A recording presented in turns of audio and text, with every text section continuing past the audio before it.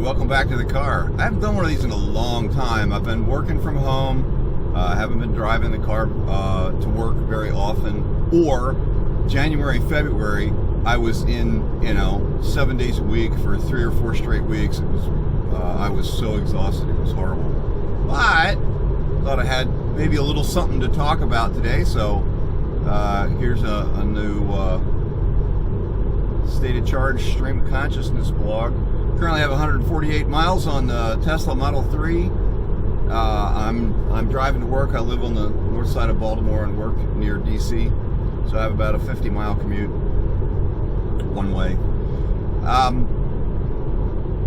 Car is still like the thing that I've had it 3 years, almost to the day. We have just about 53,000 miles in the car. Tesla Model 3 Standard Range Plus. One of the best things I ever bought in my life. But what I want to talk about today is power. Because we had storms in Baltimore a couple of days ago, and day before yesterday. This is, today is the 14th of July. So on 12th of July, we had big storms come through Baltimore. And knocked the power out at my house. There's a lot of dead ash trees that emerald ash borers have killed, like all the ash trees, like almost all the ash trees on the eastern seaboard. And so there's dead trees kind of everywhere. And I'm out in the country, and a tree fell on power lines and knocked the power lines out. Blew up a transformer, knocked a cross beam off of one of the, just like down. So it was about 4:30 on the 12th on Tuesday.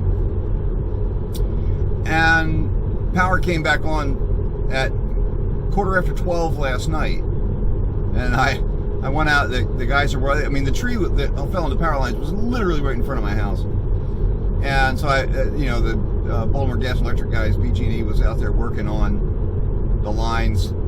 And so I asked one of the guys, I said, how many dead ash trees have you taken off power lines in the last 24 hours? And he went, I lost count way before that. So it's been a lot. But the thing about power and not having power reminds me a lot of the discussions that we have frequently on manned spaceflight, where, and yes, it includes women, don't at me. So human spaceflight, what else are you gonna call it, man? Man means human, it's short for human. That's what it means. Fine. Crewed spaceflight, well, if they're on a planet, are they a crew? If they're riding in the thing and they're a tourist, are they a crew? No, they're humans. It's just humans. Humans. All right. Yes, the dogs and cats get to go too. All right, fine.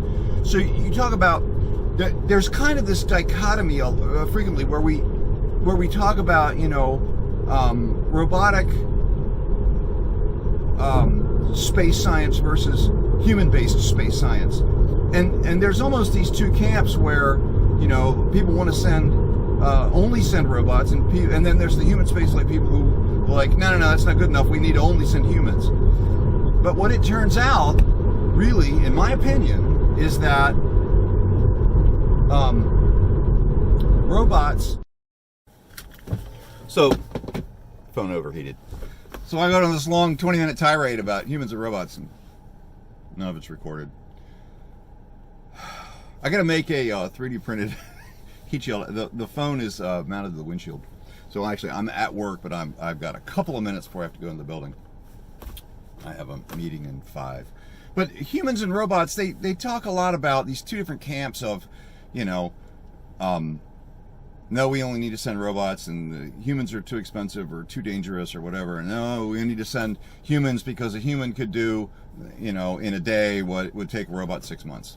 Whatever the metrics are that people throw around, there's always this, well, no, we need to do this, well, no, we need to do that, and one or the other in the two camps. But really, my opinion, robots and power in general are effectively a force multiplier for the humans.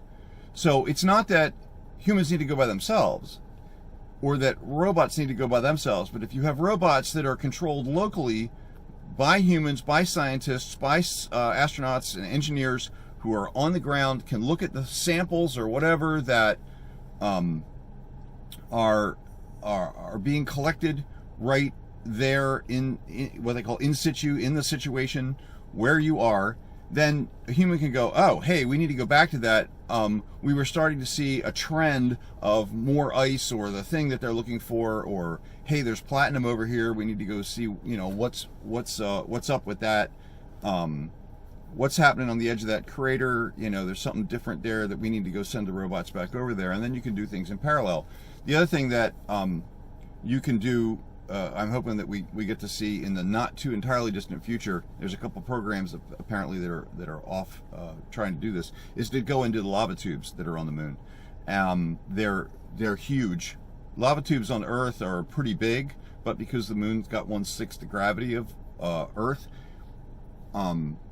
the lava tubes on the moon are giant and could potentially be, habitation areas where you could basically seal off the entrances and make ways to just make a giant wall with doors in it and get in and out of these things. That'd be airlocks, and that'd be super cool. You could seal them up. They're pretty much probably sealed already, but if you sprayed just like a rubber interior on a lava tube, you've basically got a giant living space.